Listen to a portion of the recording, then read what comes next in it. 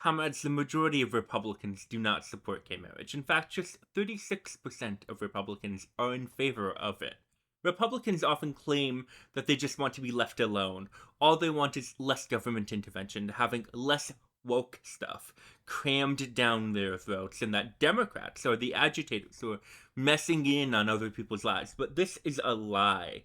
If Republicans truly just wanted to be left alone, if they wanted less government interference, they would not want the government to tell consenting adults who they can marry. And some of you may have been a bit surprised to find out that support for gay marriage is so low among Republicans.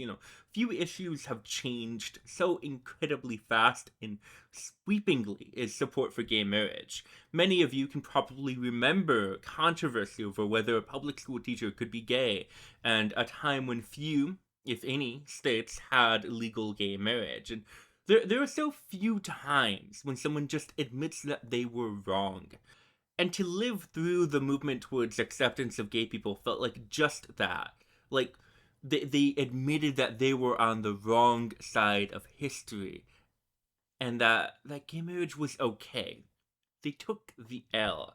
And now, in some places, saying you're against gay marriage is like saying you're against interracial marriage. It feels so off. Almost anachronistically prejudiced. Like a comment everyone pretends grandma didn't say during Thanksgiving dinner.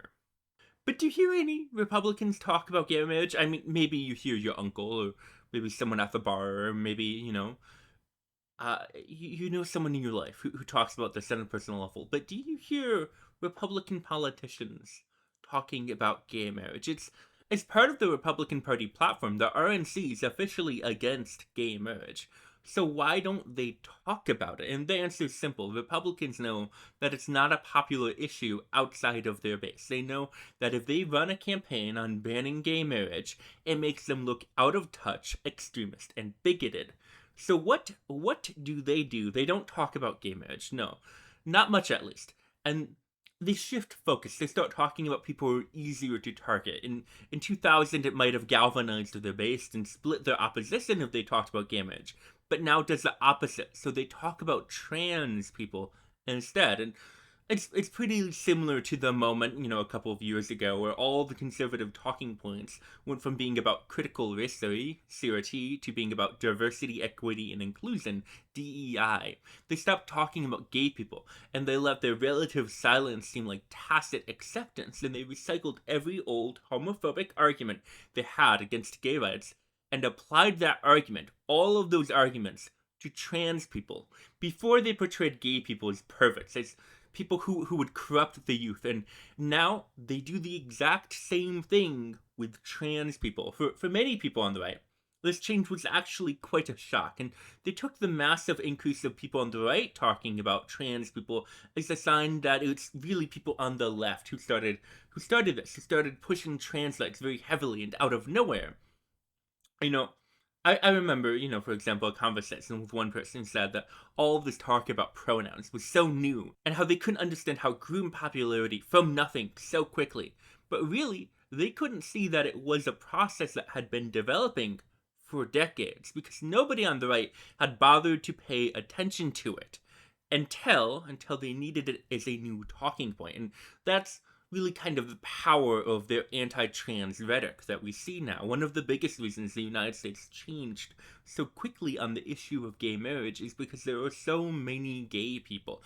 Everyone knows a gay man or lesbian, or pretty much everyone, and no matter who you are, there's a fairly high likelihood you will have a close familial relationship with one. Purely by chance. There are comparatively few trans people, however, which creates a vacuum of ignorance.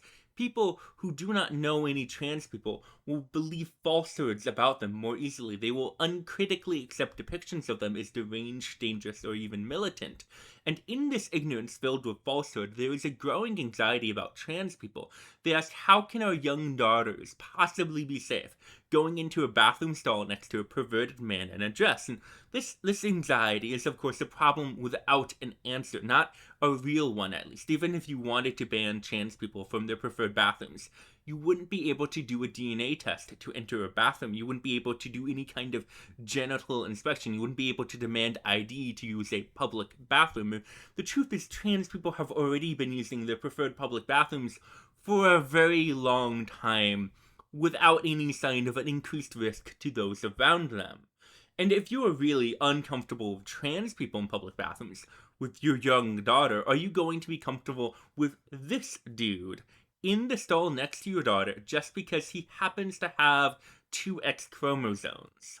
And this is the part where Republicans say that we were taking the position in bad faith, that they don't want to be overly zealous. They just, they don't want anybody who looks too trans to be in the wrong bathroom. But this response is almost impossible to consider as genuine because this take cannot be limited to only trans people. And the disgust of the Republicans, the disgust they have for trans people is not limited to just trans people. It cannot be. But rather, it is towards anyone who they think looks different enough, who does not meet their aesthetic standards. The people who leap for joy at the opportunity to call Michelle Obama a man on a national stage are not going to be cool with anyone who looks different enough to be in certain bathrooms. They will take it upon themselves to confront and accost cis women who are not trans, who look maybe a little masculine, or they're a little too tall or a little too muscular. And indeed, this has actually already happened. Really, men are a far greater risk to cis women who look trans in the bathroom than trans women are a risk to anyone. They've taken all their talking points from the 80s and risen them from the grave like some kind of zombie of intolerance, while insisting that really they are the people who want less government, who want government out of their lives. The Republican, who just wants to be left alone after all, will then make an appeal to women's sports. They'll ask how it could possibly be fair that trans women compete with women, cis women, in an athletic context where they have a physical advantage. But you know what I never hear from those people? A discussion about which sports this would apply to most. I mean, surely there are sports where having a larger frame, even if you no longer have the muscles to support it, will be more beneficial than others. And really, there's also never really any talk about whether a trans athlete had puberty blockers when they were an adolescent or not, which is, something that seems like it would be pretty relevant to this conversation. And they never come close to talking about intersex people whenever they have this trans women in women's sports conversation. Maybe in some sports it really doesn't matter all that much. Maybe in some sports it's a minor advantage to be a trans woman. Maybe in some other sports we need to break it down into further subdivisions, like, how boxing and wrestling have weight classes. All in all, I think deciding who has what advantages and what qualifies as an unfair physical advantage is a pretty complicated topic that they never seem to treat with any level of nuance or real thought, or really any care. But you know what they aren't talking about when they're talking about trans women in sports? Anything else. The majority of Americans support legal protections for gay people. So you can't just fire someone for being gay or refuse to rent to them. But we don't have any such protections, and it's an issue that many Americans care about. We want these protections for gay people. And I would say something that, both sides of the issue can agree is more relevant to more people than any kind of sports activity is.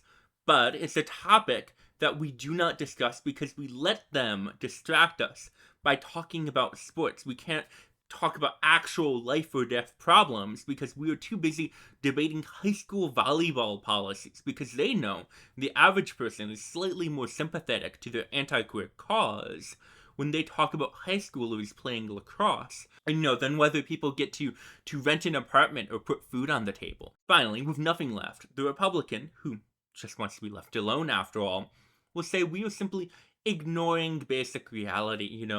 They don't mind, people on the left existing. They don't mind trans people existing. But, they think that we on the left want them to buy into the delusion. They say it's basic reality, men are men, and women are women, and that's that. But this is honestly an incredibly disingenuous understanding of the pro-trans position. Nobody is saying that chromosomes aren't real or something like that. What we are saying is that certain things associated with your sex have a social origin, not a biological origin. It may be a biological fact that someone happens to have two X chromosomes, but their pronouns, their clothing, their name, what bathroom they use, whether they are called certain words is not biologically determined, it's socially determined. And we've had a social understanding of these things for much longer than we've had our current biological understanding of sex.